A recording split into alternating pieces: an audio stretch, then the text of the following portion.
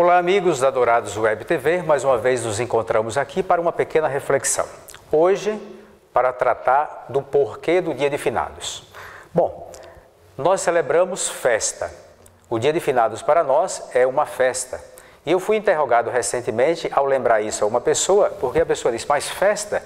Se alguém morre, como é que a gente celebra a festa? Bom, nós devemos lembrar que a morte é um processo natural da vida. Nós acreditamos que a morte não tem a última palavra. A última palavra é sempre da vida. E a vida, aquela que Jesus Cristo realmente nos ensinou e que Ele mesmo viveu, e vencendo a morte. Portanto, nós cristãos temos saudade sim, tristeza não, nos lembrava Santo Agostinho. Então nós celebramos, meus queridos irmãos, essa recordação daquelas pessoas queridas que passaram aqui, que deixaram uma história gravada na nossa própria existência.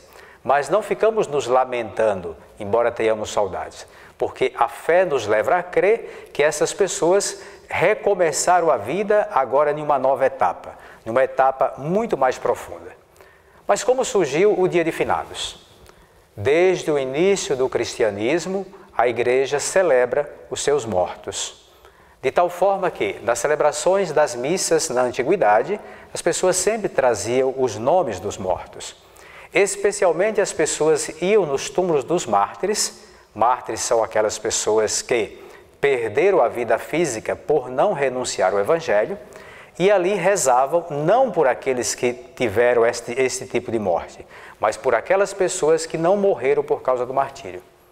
Depois que a Igreja foi admitida pelo Império Romano como religião oficial, não tinha mais com frequência mártires, então se passou a celebrar mais frequentemente, dentro da própria missa, a vida e a história daquelas pessoas que morreram. Meus irmãos, por que então a gente celebra os mortos dentro da missa? Nós devemos nos recordar que a Igreja tem três aspectos, a mesma Igreja. O aspecto da Igreja peregrina, que é esta que vive aqui, somos nós que ainda temos a vida física. O aspecto da Igreja que padece, daqueles irmãos que viveram aqui e não puderam realizar o bem tal e qual Deus gostaria que realizasse e, portanto, não puderam chegar no céu imediatamente. Esses são aqueles que nós dizemos que ainda estão no purgatório. São para essas pessoas que nós celebramos a missa.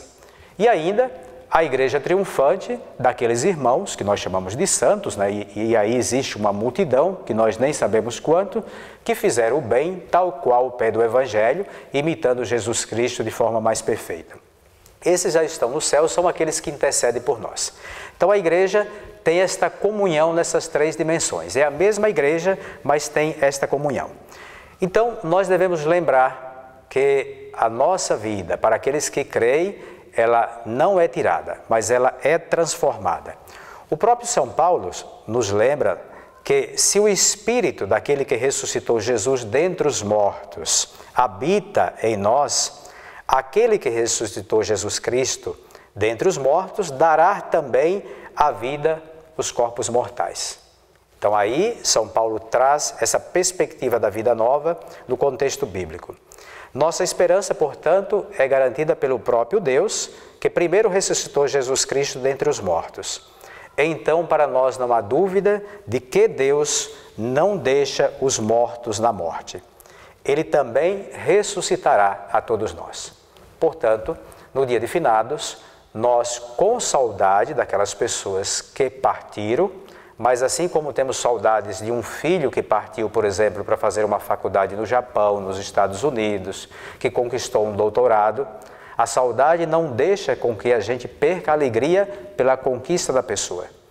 Também nós, quando recordamos os mortos, acreditando que eles têm vida nova em Deus, nós sentimos as saudades, mas sentimos a alegria, porque ele recebeu o doutorado de Deus, porque está em Deus, está num lugar melhor. Então a celebração de finados é a celebração da ressurreição e é também a celebração da alegria.